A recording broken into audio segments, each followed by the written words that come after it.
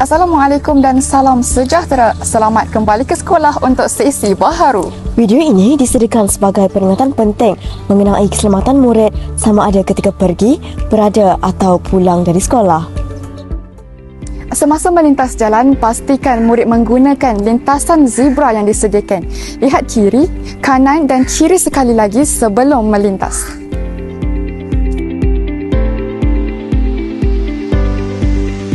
Semasa pulang, pastikan murid menunggu ibu bapa atau penjaga di kawasan menunggu yang disediakan.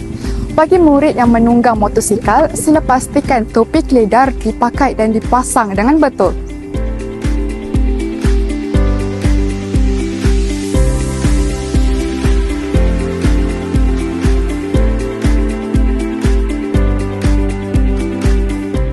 Padang hanya boleh digunakan apabila cuaca baik.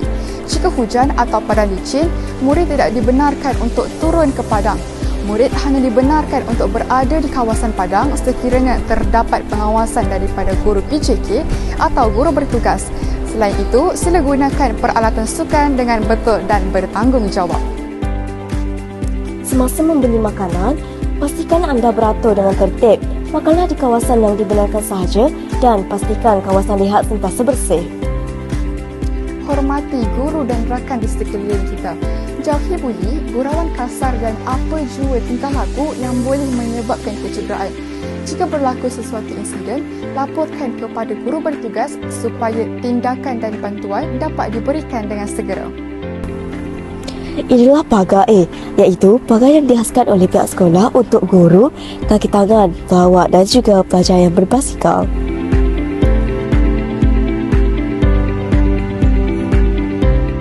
Laluan sahala telah dilaksanakan bagi memudahkan perjalanan pergi dan balik ke sekolah.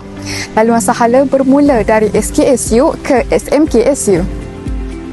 Terdapat 3 waktu operasi jalan sahala, iaitu dari 6 pagi hingga 9 pagi, 11.45 pagi hingga 2.45 petang dan akhir sekali 5.30 petang hingga 7.30 malam.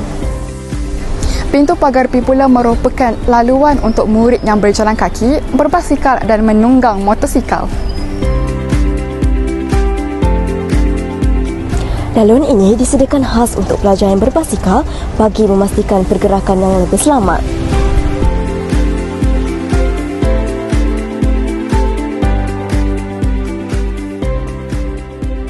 Kini kita berada di pintu pagar C, di mana di sinilah tempat menurunkan dan mengambil murid yang menggunakan kereta, van atau bas sekolah.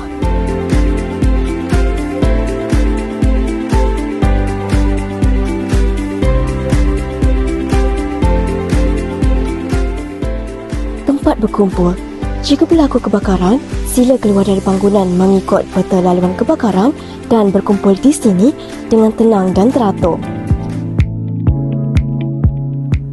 Assalamualaikum warahmatullahi wabarakatuh dan selamat sejahtera. Keselamatan bukan sekadar peraturan tetapi budaya yang kita bina bersama. Saya menyeru semua murid untuk mematuhi setiap peraturan dan sentiasa peka terhadap sekeliling. Dengan disiplin dan kerjasama semua, kita mampu memastikan sekolah ini kekal, selamat dan harmoni. Sutama, the champion. Sekolahku selamat. Keselamatan adalah tanggungjawab kita bersama. Semoga tahun persekolahan ini menjadi tahun yang selamat, ceria dan penuh bersemangat buat semua murid. Sekian sahaja perkongsian kami untuk kali ini. Sutama The Champion, Sekolahku Selamat. Be create, explore and inspire. SMC TV signing out.